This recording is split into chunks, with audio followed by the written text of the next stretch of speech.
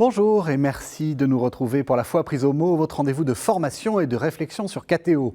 Pour ce carême, je vous propose une série un peu particulière. Nous allons revisiter une liste bien connue, les 7 péchés capitaux.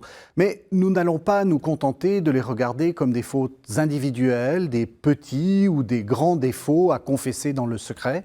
Nous allons essayer de les penser comme des structures de péché. Comment ces passions, la colère, l'orgueil, l'envie, façonnent-elles notre société? Comment deviennent-elles des systèmes d'oppression ou d'exclusion? Pour commencer, nous nous attaquons à un péché souvent mal compris, qui est l'acédie ou la paresse. C'est comme ça qu'on le traduit, mais c'est bien plus grave que de traîner au lit. C'est un dégoût de l'action, une tristesse face au bien, un découragement profond. Ne caractérise-t-il pas précisément notre époque actuelle? Ne sommes-nous pas entrés collectivement dans l'âge de l'acédie, entre éco-anxiété, défiance politique, repli sur soi? N'avons-nous pas perdu le goût de l'avenir?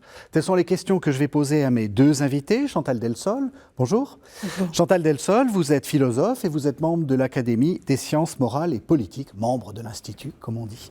Et puis, celui qui va nous accompagner pendant tout ce carême, bonjour. Bonjour. Vous êtes Stipe Audac, vous êtes théologien, vous êtes professeur d'éthique à l'Université catholique de Louvain et vous allez essayer de faire le lien, de faire, alors on disait un peu fil rouge, c'est pas très joli, mais voilà, vous êtes celui qui va nous accompagner pendant tout ce carême.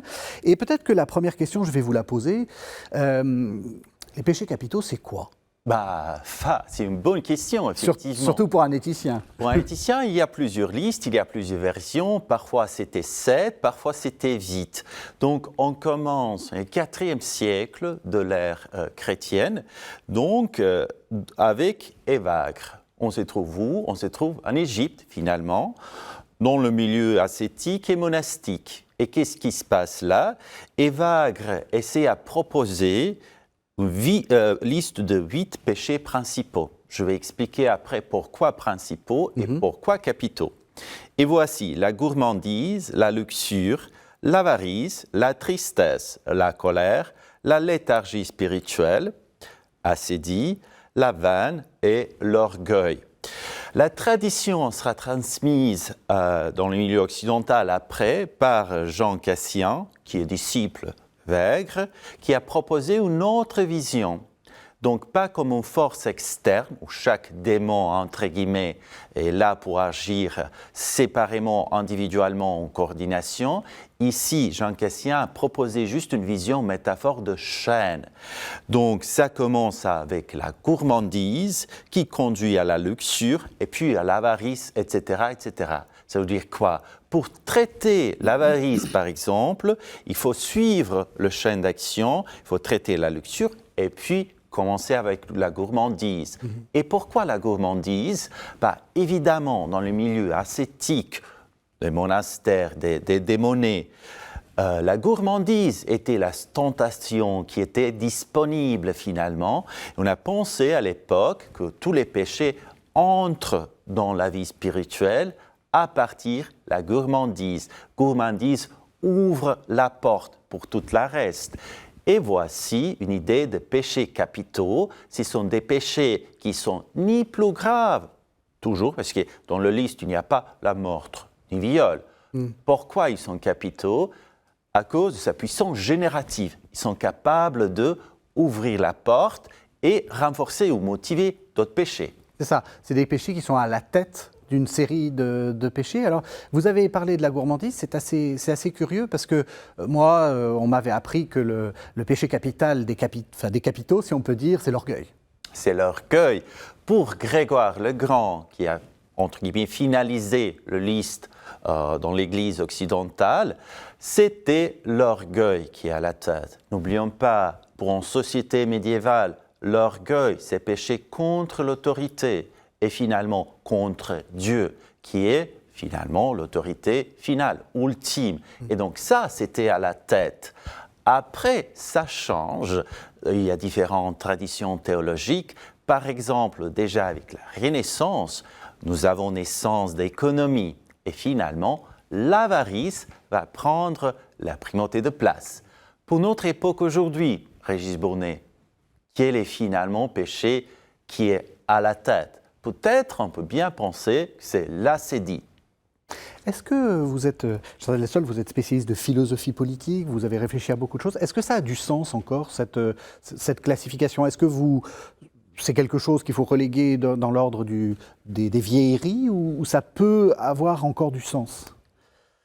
Vieillerie, le mot est excessif sans doute, mais effectivement c'est assez difficile à comprendre tel quel, y compris pour moi d'ailleurs. Je peut-être vous paraître entre guillemets hérétique, mais n'hésitez pas, ça nous fera du bien. J'ai pas bien l'impression que l'acédie, tel que vous la décrivez, soit un péché. En fait, l'acédie, bon, c'est un mot que j'utilise pas beaucoup, je suis pas théologienne.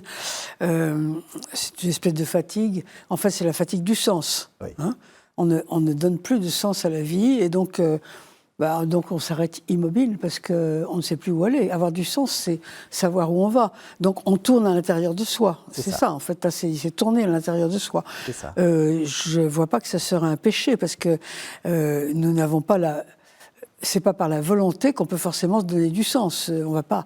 Le sens, c'est pas quelque chose qu'on invente. Donc c'est un peu comme, je vais peut-être vous choquer, mais dire que la foi est une vertu, ça me paraît absolument insensé. Oui. La foi n'est pas une vertu. J'ai la foi ou j'ai pas la foi, mais c'est pas parce que j'ai pas su me donner la foi que je suis pas vertueux. Enfin, pour moi, c'est.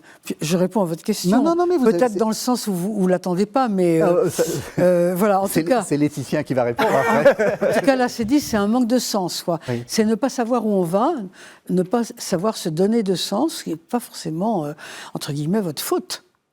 Il y a des raisons pour ça, il y a des circonstances pour ça, et on peut en parler après. Il y a des circonstances communes pour ça. On est en plein dedans. Oui. On est en plein dans le manque de sens où chacun tourne autour de soi parce qu'il ne sait pas où aller. Absolument. Mais à mon avis, c'est pas un péché, ça. Oui, ça, tout à fait un bon critique. On doit passer un peu à la tradition idéologique de voir la réponse, comment la réponse a été construite.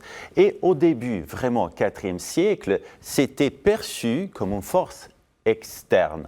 Donc, Évagre a nommé l'acédie comme démon de midi. Pourquoi? Parce qu'il y a tentation externe et où se trouve le péché? Le péché se trouve dans le choix entre ce qui est disponible ici comme la vie spirituelle, donc continuer volontairement ses activités, créer son caractère, ou prendre l'autre voie qui est externe ici, je répète, par l'acédie. Et l'acédie, il faut bien distinguer déjà au début, c'était une forme de sécheresse spirituelle, pas un repos. Parce que si on travaille, si on continue, si on cherche le sens, on se sent un peu fatigué. Et dans la période de repos, on sent une forme de plaisir. C'est une continuation de sens. L'acédie, par contre, ne donne pas la possibilité de faire de repos. On souffre constamment tout le temps. Après, dans la tradition déjà médiévale, et puis Renaissance, humanisme, l'acédie était intériorisée. Donc, c'était confondu souvent avec la paresse, mais ce n'est pas tout à fait pareil. Donc, parfois, c'était perçu comme déhancement complet de action, je peux, mais je ne veux pas, ou parfois au manque de voir le sens où le sens existe, et parfois simplement ce qu'on appelle aujourd'hui dépression. Évidemment, la dépression, on ne peut pas qualifier comme un péché, parce que c'est la situation, c'est situationnel. Il y a des facteurs qui déterminent notre santé mentale, finalement, et on reste avec des questions, comment définir l'acédie aujourd'hui? Et l'acédie, dans le discours moderne, c'est entre les deux. Il y a évidemment l'action individuelle qui, on cherche un peu de raisons à agir. On a aussi un peu l'obligation à construire le caractère des habitudes, parce que aussi le moral n'était pas perçu comme quelque chose qui est donné pour toujours, mais comme petite graine qu'on peut nourrir. On parle de habitus, finalement, et de vertus. Mais ce que je trouve intéressant dans l'intervention de Chantal Delsol, c'est qu'on est exactement dans le changement un peu moral qu'on est en train qu'on veut montrer dans cette série. C'est l'idée qu'au fond, il y a des péchés qui sont qu'on considère comme des péchés individuels et qui sont en fait des péchés structurels. Vous pouvez être avare, c'est-à-dire ne pas vouloir être généreux de votre argent, parce que vous êtes dans une situation sociale qui est terrible, et finalement vous n'êtes pas complètement responsable. Tout à fait, Régis Bonnet. Ici, on essaye d'utiliser des péchés comme une clé herméneutique. Donc, pas uniquement comme une forme d'accusation individuelle, parce que ce n'est pas tout à fait, ce n'est pas uniquement individuel. On va parler après, évidemment, d'avarice, mais l'envie, on peut envisager l'envie comme une forme de structure, exploitation de planète. Donc, culpabilité individuelle, ce n'est pas ultime ici.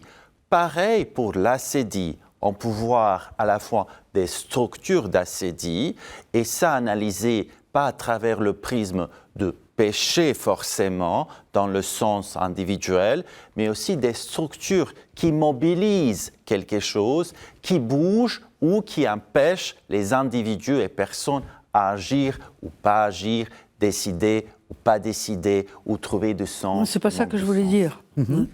Non, c'est pas ça que je voulais pas soulever les circonstances atténuantes que nous pouvons avoir d'avoir commis un péché ou une faute. C'est pas ça. Ce que je voulais dire, c'est que certains manquements, on peut dire ça, bon, un manque de sens, c'est un manquement, ne sont pas disponibles pour notre volonté. De même pour la foi. La foi n'est pas disponible pour notre volonté. Enfin, je pense pas. Je vois pas comment. Donc, ça ne peut pas être des péchés ni des manquements. C'est comme ça. Je ne vois pas de sens à la vie. C'est pas parce que je voudrais m'en donner un que je vais en créer un dans la seconde. Donc, ça peut pas être considéré comme un mal. Voilà, c'est ça que je voulais dire. Je comprends. Oui, c'est une sorte de... Vous êtes en train de condamner une forme de volontarisme spirituel. Exactement. Oui, c'est Exactement. ça. Qui dit je veux avoir la foi, je veux voir le sens. Ça marche pas comme ça. Ça marche pas comme ça. Non, à mon avis, ça marche pas comme ça. Mais non, c'est discutable, je sais bien, mais enfin, je vois pas comment ça peut marcher comme ça. Sur l'acédie, comment est-ce que vous la définiriez? Vous avez commencé à dire c'est l'absence de sens, c'est le... Comment vous le définiriez? C'est l'absence de sens, et bien souvent, c'est l'absence de sens par fatigue d'un sens qui a déçu, qui s'est avéré soit inexact, ou carrément faux, ou terroriste, il peut y avoir plein de choses, on pourrait donner plein d'exemples. C'est la fatigue face à une religion qui a déçu, ou qui ne fonctionne plus, ou qui a laissé voir toutes ses erreurs. Il peut y avoir plein de choses comme ça. C'est la fatigue morale face à une morale qui, de la même façon... mais d'une certaine manière, c'est toujours la fatigue de quelque chose qui a fonctionné, entre guillemets, pendant un moment et qui ne marche plus. Donc, oui, c'est une fatigue et donc un renoncement à des actions qu'on aurait pu mettre en place pour sauver quelque chose qui, finalement, apparaît comme insauvable. C'est une fatigue. Pourquoi? Enfin, j'allais dire, c'est de toutes les époques. Ah oui, bien sûr. Mais on a l'impression que là, il y a quelque chose qui s'est un peu cristallisé. Qu'est-ce qui fait que c'est... Oui, parce qu'en ce moment, on se trouve, d'un point de vue commun, là, je ne parle plus de l'individu en tant que tel, mais ça nous touche tous plus ou moins. On se trouve à la fois devant une sorte d'effondrement, de dépression. Je ne sais pas quel mot il faut utiliser, de la civilisation occidentale. Carrément, vous allez jusque-là. Parce qu'elle perd son universalisme. Et comme elle était complètement liée à l'universalisme, elle va avoir du mal à se récupérer comme particulière.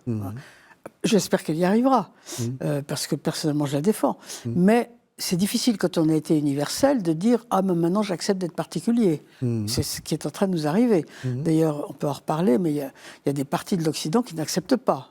Il y a ça, et puis en même temps, alors, quelles sont les causes entre les deux?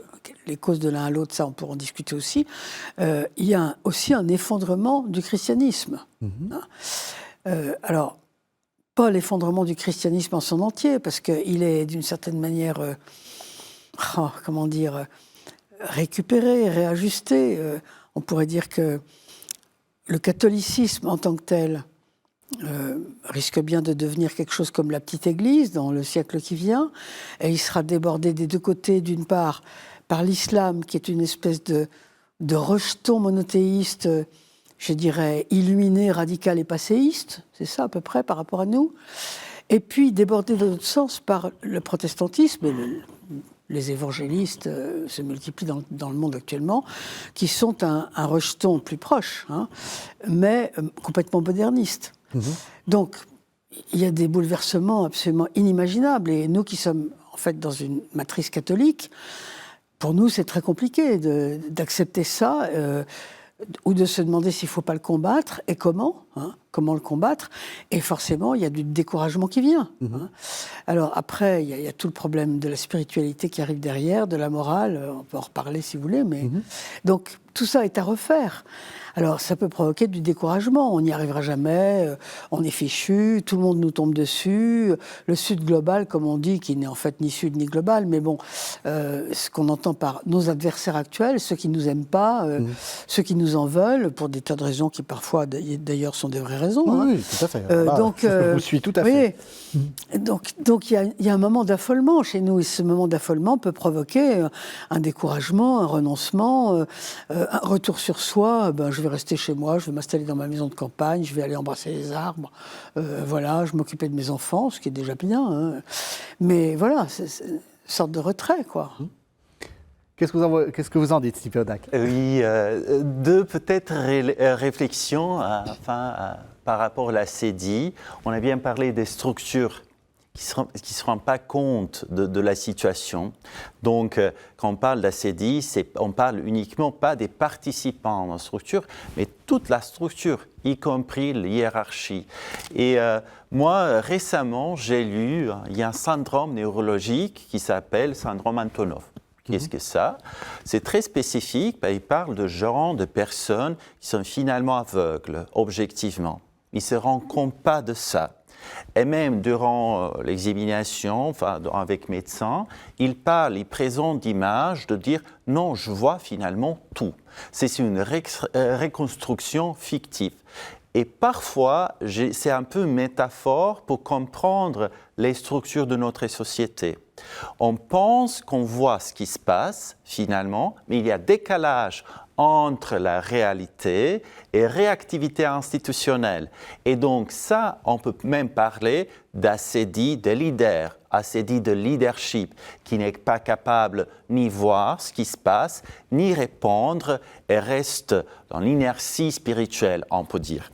Et deuxième chose, même si c'est une forme de découragement, traditionnellement, découragement, ce n'était pas perçu négativement. Ce qui est découragement, ça peut devenir commencement d'action.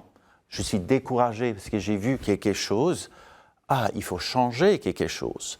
Mais là, c'est dit, c'était finalement renoncement de tout. Il n'y a rien à faire, il n'y a rien à changer. Même cultiver le jardin de Voltaire personnel, même ça ne fait pas de sens. Donc, c'était traditionnellement une forme de renoncement, de connexion avec l'être et l'autre axe avec le temps.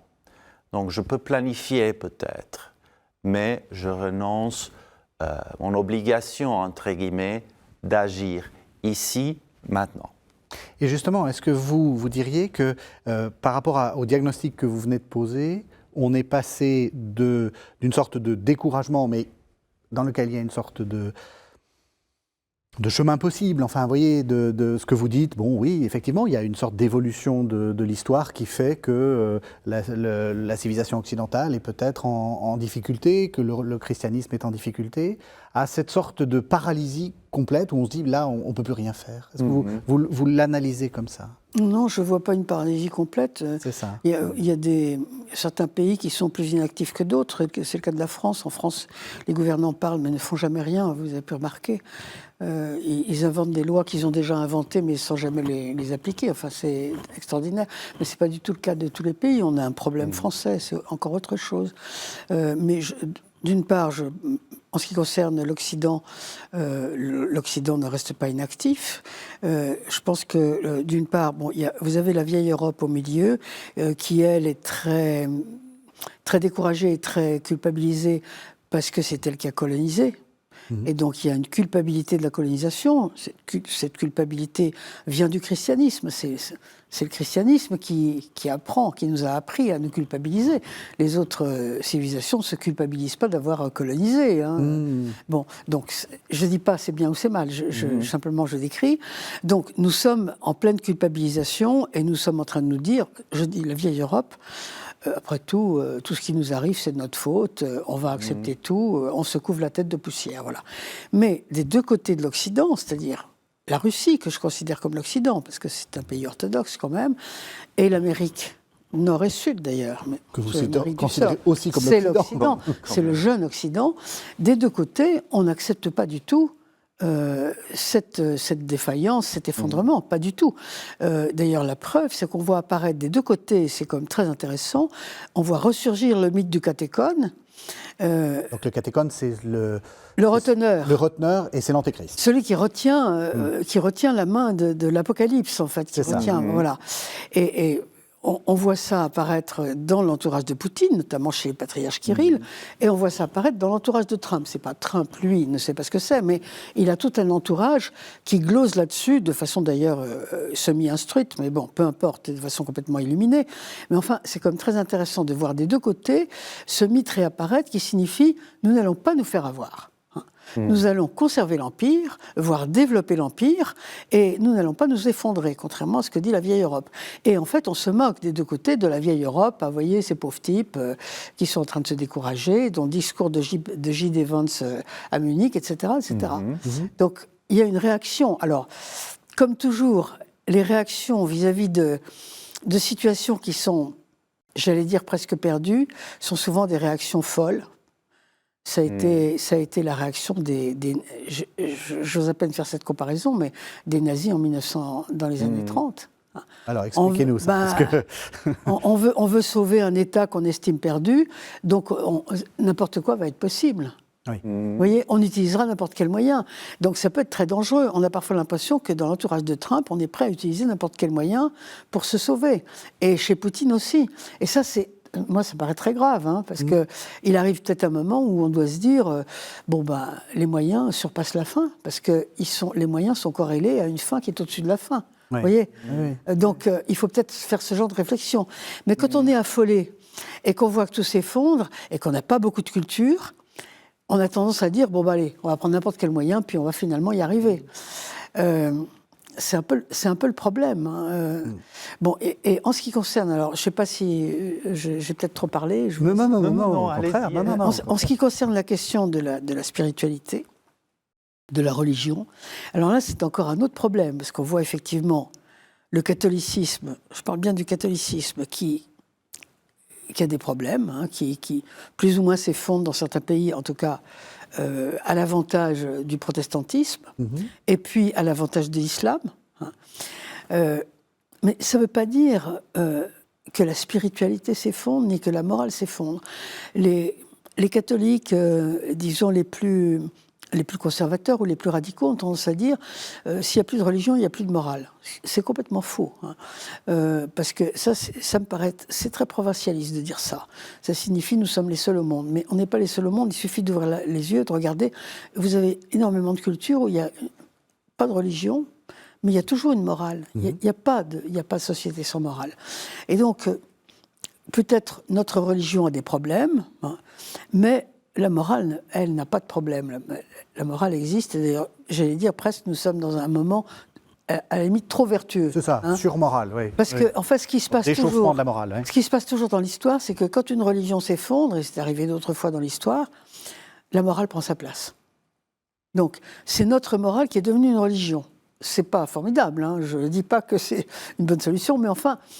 Ça signifie que nous avons toujours une morale. Et la spiritualité est en train de renaître. Alors ça serait tout un... ça serait à discuter, mais en même temps à définir. La spiritualité est en train de renaître à partir des vieux restes du catholicisme qui s'effondrent. Parce que vous savez, on ne peut pas créer sur la tabula rasa, comme sur un mur aussi vide que celui-là, ce ne serait pas possible. On recrée avec les vieux restes qu'on a sous la main.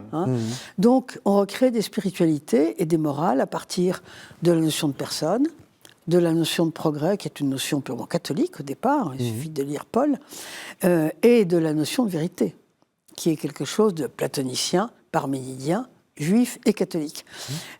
Donc on recrée à partir de ça. Alors là, il faudrait encore décrire tout ça, mais si vous voulez, c'est pas des choses perdues, il n'y a pas de quoi s'effondrer par terre en pleurant, on est en train de refaire autre chose. Les époques, le temps passe, les époques sont différentes, les gens diffèrent de leurs ancêtres, il n'y a pas de mal à ça. Alors évidemment, en fait, ce qui va en prendre un coup, entre guillemets, c'est la transcendance dans cette affaire. En fait, c'est la transcendance qui vraiment s'effondre.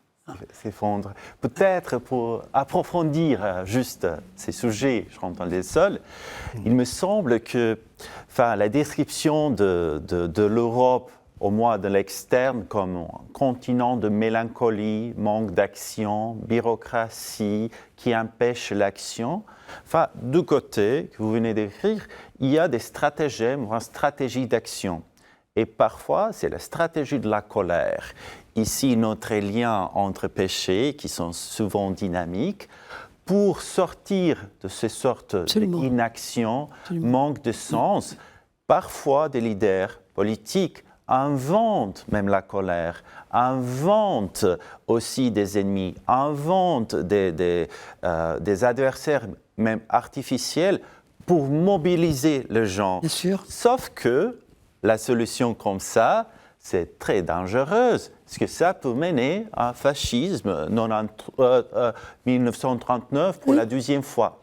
Quelle autre stratégie nous pouvons utiliser, surtout autour de personnes, universalisme, vérité, et finalement peut-être la communauté, pour sortir, pour créer une autre stratégie qui n'est pas forcément nocive, qui n'est pas basée sur la colère, mais peut-être une autre émotion politique, à votre avis? C'est très compliqué, je pense. Oui. C'est possible, d'ailleurs c'est arrivé dans l'histoire, mais vous avez eu des élites qui ont essayé de saisir à bras-le-corps, avec modération et intelligence et spiritualité, une situation terrible, et bien souvent, malheureusement, ils ont été balayés. Je vous donne un exemple de quelqu'un qui a été balayé, un exemple d'un endroit où ça a marché. Pour pas être pessimiste, quand même, je ne suis pas. Unamuno, en Espagne, avait fait une conférence dans son université pour dire aux franquistes qui étaient en train de monter, c'était le début de la guerre civile, vous vaincrez, mais vous ne convaincrez pas. Et il avait fait toute sa conférence autour de ça. Et à la fin, il a redit à la fin, vous vaincrez, mais vous ne convaincrez pas. Et à la fin, le groupe de fascistes, au fond, lui a crié, à bas les intellectuels, vive la mort. Donc ça voulait dire, il n'y a que les extrêmes qui vont passer. Mais je vous cite un autre cas qui, à mon avis, est contraire. À l'époque du communisme, et le communisme était quand même un régime très difficile, hein, je pense. Moi, je n'ai pas vécu, mais j'ai beaucoup travaillé là-dessus et j'ai connu beaucoup de gens qui l'avaient connu. Dans un pays comme la Pologne, vous avez eu une élite absolument merveilleuse qui vivait sous la coupe, qui étaient emprisonnés, torturés, empêchés, qui n'avaient pas un sou, qui mangeaient mal, etc. Mais qui a su élaborer toute une, je dirais même pas une théorie, mais toute une vie spirituelle et politique pour s'en sortir. Chez les Tchèques aussi, d'ailleurs, il y a eu une élite absolument merveilleuse, merveilleuse, avec Havel, Patočka, et chez les Polonais, pareil. Et en fait, ils se sont sortis du communisme grâce à ça, parce qu'il ne faut pas s'imaginer que le communisme, c'est uniquement Jean-Paul II, d'ailleurs, eux étaient aussi responsables de Jean-Paul II, mais que c'était uniquement l'Union soviétique qui n'arrivait pas à s'en sortir économiquement. Ça a été toutes sortes de facteurs, mais je pense que la réussite extraordinaire spirituelle de ces élites a joué un très très grand rôle. Mais c'est difficile, et dans l'ensemble, lorsqu'une situation est désespérée, elle l'était dans le communisme, la chose la plus simple, c'est de se mettre en colère, de tout casser et de faire n'importe quoi. C'est ça. Ouais. C'est ce qu'il y a de plus facile. C'est ce qui vient tout de suite. Vous voyez. Et malheureusement, voilà. Est-ce que nous pouvons quand même utiliser, entre guillemets, peut-être en l'expression métaphorique, l'ingénieur de sens, en fait, comme Havel? Parce que le sens n'arrive pas spontanément. surtout sous le totalitarisme. On a parlé de communisme, mais il y a d'autres formes de totalitarisme numérique, on peut dire, où le sens est extrêmement fracturé. Oui. Moi, j'aime pas utiliser le mot totalitarisme pour autre chose que nazisme et communisme. Je suis vraiment d'accord. Ouais, il faut vraiment garder ça pour le régime où on vient vous chercher à 5 h du matin à l'heure du laitier pour vous emmener au goulag pendant 20 ans. Il faut garder ça, à mon avis. Tout à fait. Comme j'ai dit, plutôt dans le sens de contrôle, dans la métaphore, et donc le sens n'arrive pas spontanément. Même dans George Orwell, 1984. Oui, 48. Donc il y a quelqu'un qui est là pour créer du sens. Donc le sens est aussi l'ennemi de régime qui contrôle quelque chose. Est-ce qu'il y a peut-être des vocations des intellectuels, mais les gens qui travaillent à l'université, leaders religieux, même leaders spirituels, est-ce qu'il y a aussi une vocation d'être créateur de sens dans la situation de fracturation? Bien sûr. On pourrait citer par exemple Patočka, qui est devenu vraiment un très très grand philosophe du XXe siècle. Alors, au départ, il a travaillé quasiment dans la cave, parce que justement, c'était quelqu'un qui a réussi à créer du sens dans un lieu où vraiment on avait décapité le sens entièrement, de façon à ce que les gens vivent juste la vie quotidienne sans se poser jamais de questions. Et en fait, il a redonné du sens à la vie en partant, justement, comme je disais tout à l'heure, d'éléments spirituels qui venaient de la religion, alors que lui-même, comme tous les intellectuels tchèques, était agnostique. Parce qu'en Tchéquie, on est agnostique, sauf quelques-uns, comme Václav Banda était catholique, mais très rare. Hein. Et lui, donc, était agnostique, mais il a recréé du sens à partir de la personne, à partir de la vérité. Et vous vous souvenez, la vie dans la vérité était quelque chose de très important pour lui. Donc, il a repris tout ça, et sa philosophie est une spiritualité. Donc, effectivement, vous avez des gens qui recréent du sens, qui redonnent du sens à la vie, parce qu'ils ont un sens spirituel profond. Et sinon, on ne peut pas donner du sens sans spiritualité, parce que la matière ne donne pas de sens, vous voyez. Si vous êtes là juste pour partager le gâteau et partir chacun avec un bout, vous n'allez pas avoir du sens. Tandis que si vous êtes là pour partager le gâteau comme on partage une idée, alors là, vous donnez du sens, vous voyez. Donc ça peut exister, bien sûr. Alors vous êtes bien sûr Cathéo et nous sommes toujours en train de parler de l'ascédie dans une série sur les 7 péchés capitaux en compagnie de Chantal Delsol, philosophe, membre de l'Académie des sciences morales et politiques, et de Stipe Hodak, théologien et professeur d'éthique à l'Université catholique de Louvain. Ce qui m'intéresse dans votre discussion, c'est que on avait préparé cette émission pour rester longtemps sur l'ascédie et on est déjà en train de faire le constat que oui, il y a une ascédie comme une forme de paresse ou de fatigue morale, démocratique, et on est déjà dans les solutions. Peut-être que dans ce que j'entends, c'est l'idée que une des solutions, c'est de ne pas renoncer à la vérité. Vous venez de le dire. Disons qu'une des solutions, c'est qu'il n'y a pas de solution, il y a des réponses. C'est ça. La solution, c'est quand vous diluez une perle dans l'acide, vous voyez, là, ça n'existe pas. C'est des questions qui n'ont pas de solution. C'est ça. Mais des réponses diverses, discutables, temporaires parfois. Donc face à notre ascédie globale, vous nous dites... Il y a des réponses. Une des réponses, et une des réponses, c'est faire la vérité. C'est ne pas renoncer à faire la vérité. Mais entre autres, bien sûr, il y a la vérité, il y a l'amour, vous voyez, il y a l'amour de la communauté, il y a ça aussi. C'est ça. Parce que finalement, le manque de sens vous enferme dans vous-même, vous tournez autour de vous-même, hein, comme on disait au début. Donc il faut sortir de soi-même, sinon on ne peut, d'ailleurs Patočka avait aussi une très belle page là-dessus, on ne peut sortir de cette espèce d'enfermement qu'en allant vers les autres. Parce que d'ailleurs, nous n'existons que par les autres. Si nous pensons exister par nous-mêmes, nous n'existons tout simplement pas. Donc il y a ça aussi. Enfin, il y a plusieurs montagnes qu'on peut gravir pour sortir de soi, disons. Et d'ailleurs, en vous entendant, parce que je sais que vous avez beaucoup travaillé une philosophe allemande qui s'appelle Hannah Arendt, c'est la question du monde commun. Le fait que, avant de commencer à faire quelque chose, il faut avoir un monde en commun. Est-ce que vous pensez que c'est aussi un des problèmes ?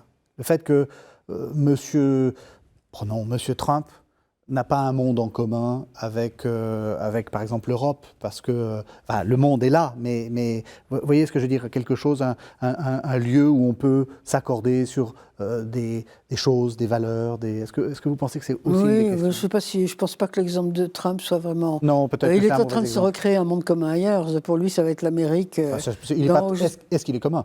Juste en bas, si, quand même.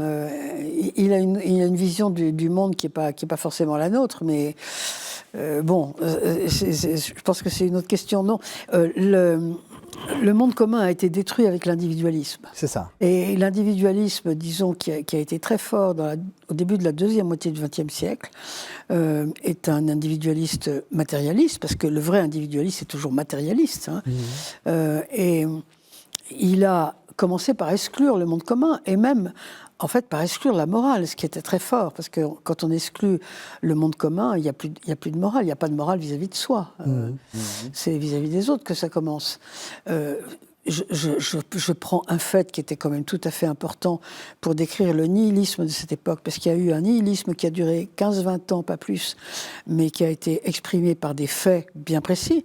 Quand vous avez une masse d'intellectuels français bien connus qui signent un papier en disant « nous sommes pédophiles et fiers de l'être », ça, c'est du nihilisme, c'est de l'individualisme pur, c'est du manque de sens, c'est du refus du monde commun, voyez. Et d'ailleurs, ça a été tellement violent qu'on est revenu dessus. Maintenant, on revient dessus, et les gens qui ont signé cette pétition en viennent à s'excuser. Bon, quoi, tout le monde peut s'excuser, faire une erreur et s'excuser, hein. Une erreur ou une faute.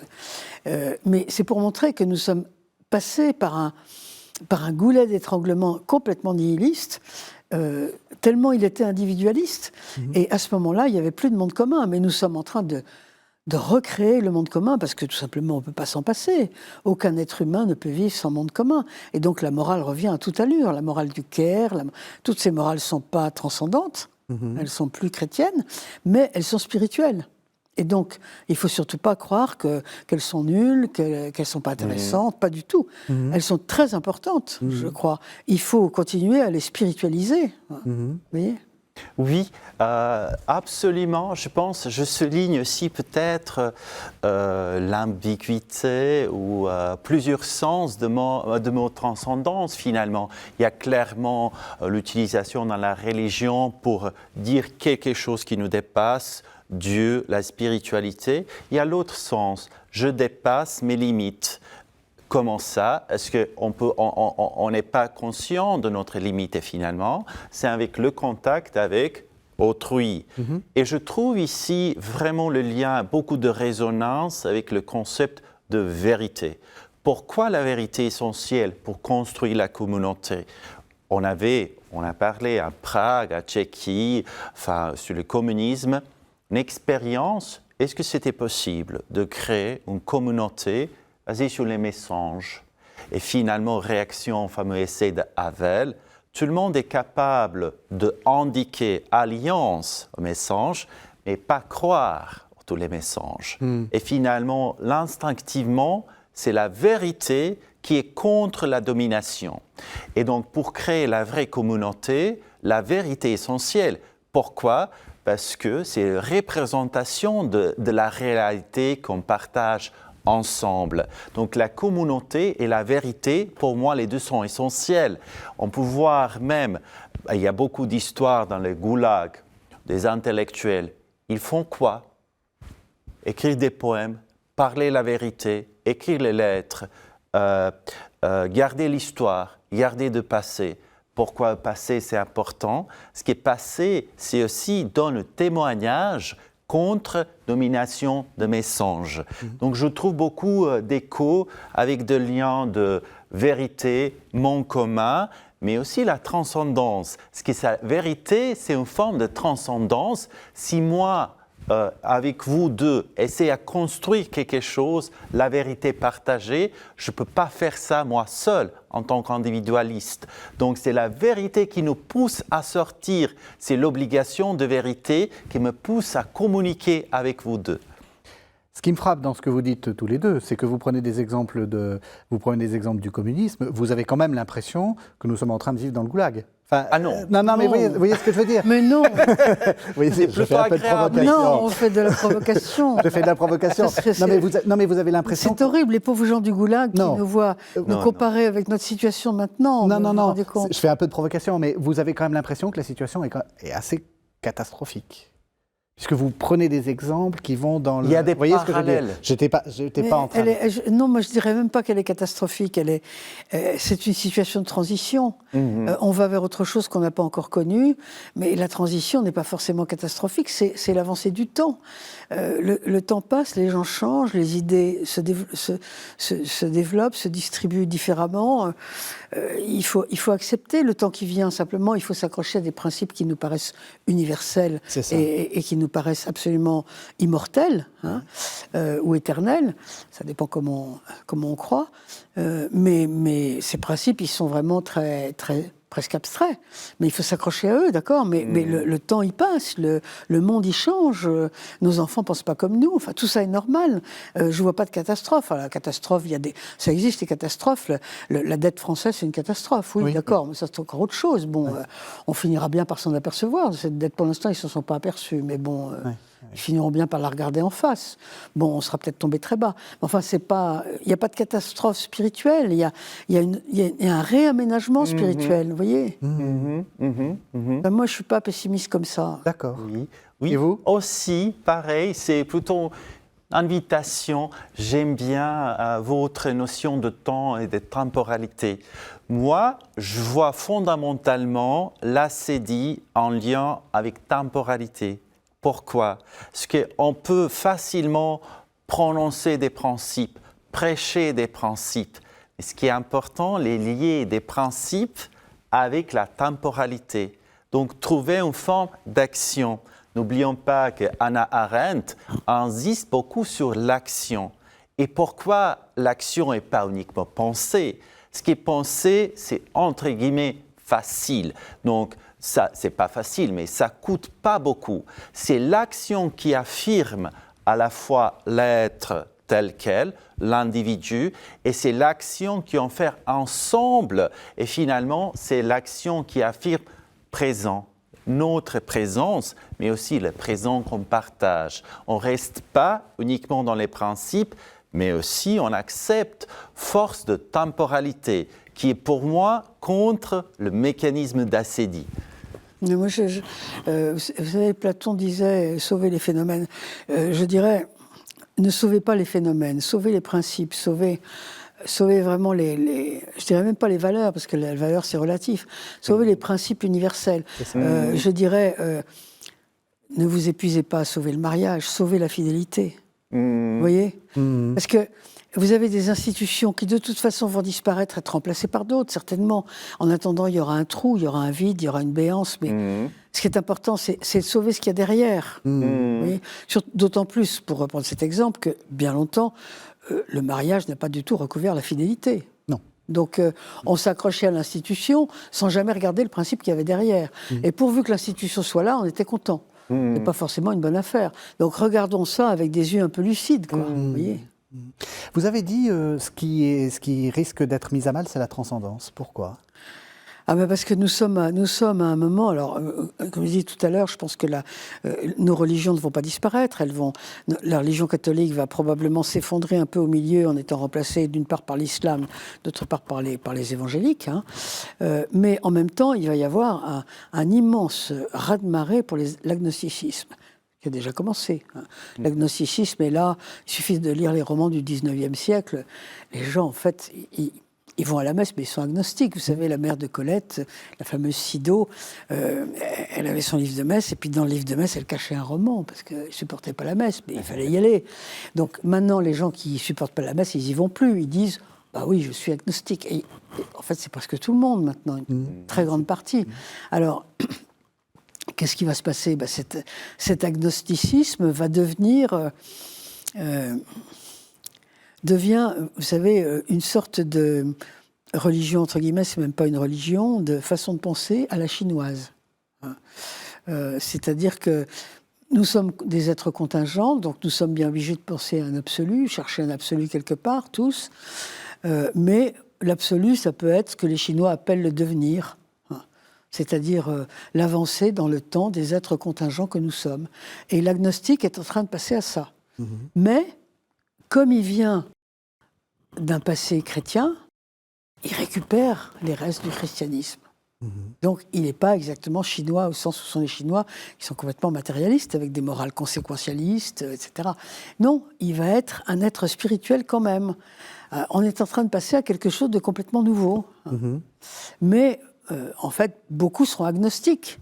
Ceux qui ne sont pas évangéliques, et puis le petit reste de catholiques, qui vont quand même rester, mais bon, on ne sait pas bien quel genre de destin ils vont avoir, ceux-là, parce que ça passe plus bien, quoi. Vous voyez ? Qu'est-ce que vous en pensez ? Oui, pareil. Moi, je pense que notre émission va discuter beaucoup de péchés, beaucoup de formes d'action. Et je pense que parmi moi, comme ligne rouge, il y a l'autre ligne rouge. Ce sont des petites actions, donc presque comme des lucioles. On ne peut donner pas une solution finale, mais on cherche de voir un peu des directives qui peuvent illuminer l'espace autour de nous. Et je trouve vraiment beaucoup de sagesse dans le discours, dans les propos, que c'est important de sauver les principes. Est-ce que toutes les institutions sont là pour construire la protection autour des principes? Mais ce n'est pas l'institution qui est vraiment le principe. Elle est porteuse, elle est là pour sauver. Mais si on perd le principe et garde l'institution, on peut perdre le cœur. Je suis contente d'être d'accord avec vous. Dans ce sens, je vois vraiment aussi les deux ensemble en forme de trouver du sens. Trouver du sens dans la découverte des principes et redonner le sens aux principes. On arrive à la fin de l'émission. Quel serait le principe, donc cette petite solution là dont parle Stipe Hodak, ou quel est le principe auquel vous êtes le plus attaché, Chantal Delsol, la chose, s'il y en avait un à sauver pour combattre justement le principe de la relation. La relation avec les autres, avec tout ce que ça suppose, comme qualité ou comme type de relation. Il y a tout type. Je pense que c'est vraiment ce qui est le plus important et ce qui a été beaucoup laissé de côté avec tout ce qu'on a appelé l'individualisme, qui j'y insiste, n'était pas uniquement, enfin, quand on dit l'individualisme est apparu, c'est surtout le fait que, je vais vous paraître peut-être tout à fait, le fait que les femmes sont devenues aussi individualistes, parce que les hommes l'ont toujours été au fond. Le problème, c'est qu'on vous a contaminé. Oui, exactement. Ils se sont toujours intéressés, pratiquement, pas tous, mais de manière générale, pratiquement à eux-mêmes, beaucoup. Et le fait que les femmes aient fini par faire comme eux, alors là, ça a détruit la société. Les femmes tenaient tout. C'était elles qui s'occupaient des autres, qui s'occupaient des malades, des enfants, de la maison, des morts, qui allaient allez voir les films d'Almodovar, vous n'avez que des femmes dans les cimetières. Tout à fait. Et puis, au moment où les femmes ont dit, nous aussi, dans le fond, on va s'occuper de nous-mêmes, ça a été la fin du monde. Bon, ça va vous paraître ultra féministe. Non, au contraire. Au contraire, ça me fait réfléchir.